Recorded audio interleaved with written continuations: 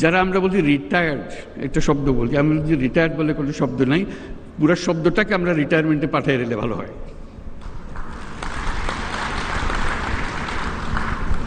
একজন মানুষ কখনো রিটায়ার করতে পারে না, সে মৃত্যু পর্যন্ত সচল সজাগ কর্মঠ, তার আগে সে থামে না।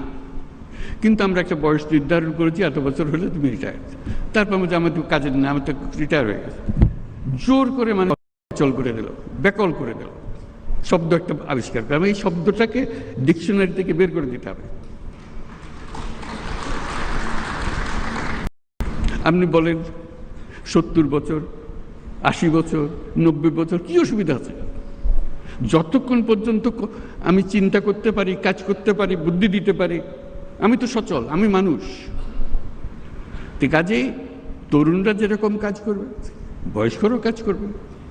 তাদের জন্য একটা আলাদা এলাকা, বয়স্কদের জন্য, যেটা 60 ঊর্ধ্ব 70 ঊর্ধ্বরা কী কী কাজ করছে, কী কী জিনিস করে ফেলছে, তারা করছে।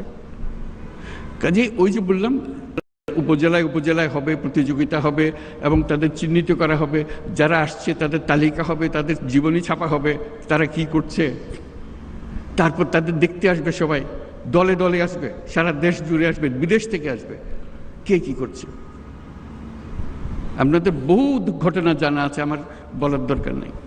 কাজে ওইটাই হবে মেলা, যেটা বাংলাদেশের মানুষকে এই যে বাচ্চা স্কুলে যাচ্ছে, সেও বলে যে ওটা দেখে এসে মা আমি ওটা পারবো, আমি এর চাইতে ভালো পারবো।